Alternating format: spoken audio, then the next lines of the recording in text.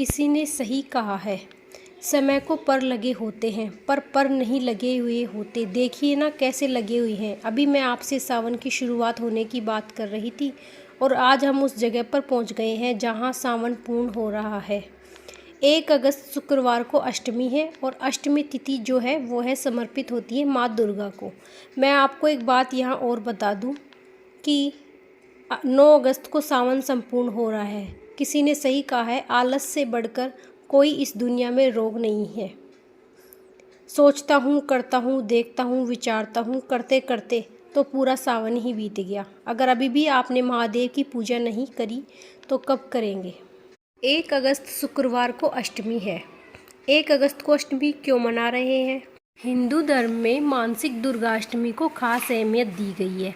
हर महीने के शुक्ल पक्ष को जो है उसे दुर्गाष्टमी के रूप में हम मनाते हैं और दुर्गाष्टमी का व्रत देवी दुर्गा के लिए किया जाता है। इस दिन भक्त देवी दुर्गा की आराधना करते हैं और दुर्गाष्टमी के दिन जो लोग माँ दुर्गा की पूजा करते हैं, माँ उन पर अपनी विशेष कृपा बनाए रखती है। मैं आपको बता दूं कि अगस्त में 2 बार कब कब अष्टमी है। 1 अगस्त 2025 को स्वर्ण मास में श्रावण का महीना है, शुक्ल पक्ष की अष्टमी तिथि है। यह तिथि है शुक्रवार को और क्योंकि अष्टमी शुक्रवार को पड़ गई तो माँ लक्ष्मी का सहयोग भी मिल गया। यह अपने आप में महत्वपूर्ण है। दूसरी हमारी जो अष्टमी है वह है 16 अगस्त को कृष्ण पक्ष की अष्टमी और जिस दिन कृष्ण जन्माष्टमी के रूप में हम मनाएंगे। तो आप सभी को इसकी भी बहुत बहुत बधाई हो। अष्टमी के दिन माँ दुर्गा की पूजा विधि विधान से करनी चाहिए। मासिक दुर्गाष्टमी के दिन सुबह जल्दी उठकर स्नान कर व स्वच्छ लाल कपड़े पहनकर माँ दुर्गा को लाल रंग बेहद प्रिय है, इसलिए लाल रंग के वस्त्र पहनना शुभ माना जाता है। गंगाजल, चावल, फूल लेकर माँ दुर्गा की आराधना करें।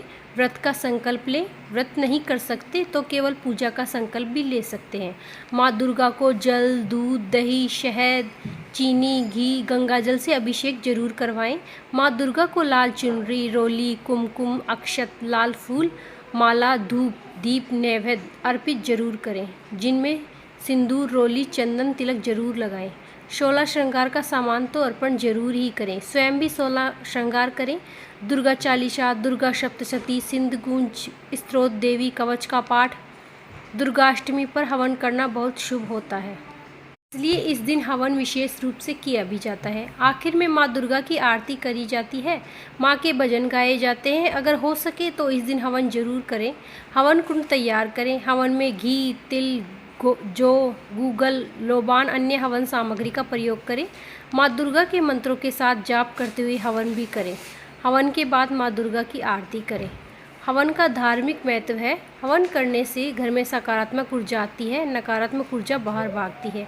हवन करने से वातावरण शुद्ध होता है। हवन करने से दुर्गा की कृपा बनती है। हवन करने से घर की नकारात्मकता और बुरी नज़र, बीमारी, रोग, तंत्र, जादू टोना सब खत्म। मांस, मछली, अंडा सेवन बिल्कुल ना करें। शराब का सेवन ना करें। नमक भोजन में बिल्कुल भी ना लें। मैं आपको कहूँगी चावल, गेहूँ, अन्य अनाज का सेवन करने से इस टाइम पर बचना चाहिए। कोशिश करें दालों का सेवन ना करें।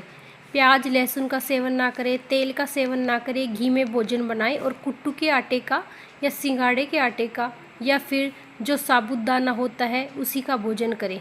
मासिक दुर्गाष्टमी घर को कभी खाली नहीं छोड़ना चाहिए। माँ को फूलों से सजा। कहते हैं ना कि मैं लाई हूँ दाने अनार के, मेरी मैया को 9 दिन बहार के। माँ को अनार का भोग जरूर लगाएं। मासिक दुर्गाष्टमी में सुबह शाम कुछ न खाकर अगर संभव हो तो फल और दूध पर यह व्रत रख लें। शाम में विधि विधान से माँ दुर्गा की पूजा करें। दुर्गा सप्तशती का पाठ करें। सूर्यास्त के बाद व्रत समाप्त होगा और फिर व्रत खोल भी सकते हैं। 1 अगस्त शुक्रवार का दिन है। क्योंकि शुक्रवार सावन का है तो माँ लक्ष्मी की विशेष पूजा करें। रात में लक्ष्मी सहस्त्र नाम का पाठ तो जरूर ही कर सकते हैं।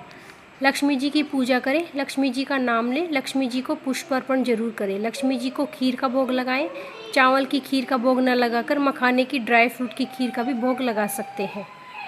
अगर आप किसी वजह से व्रत नहीं रख पा रहे हैं तो जो माँ लक्ष्मी को समर्पित पाठ होते हैं वो आप जरूर कर सकते हैं। अगर आपको हमारी ये जानकारी अच्छी लगी हो तो चैनल को लाइक, सब्सक्राइब, कमेंट में जय माता दी जरूर लिखिए।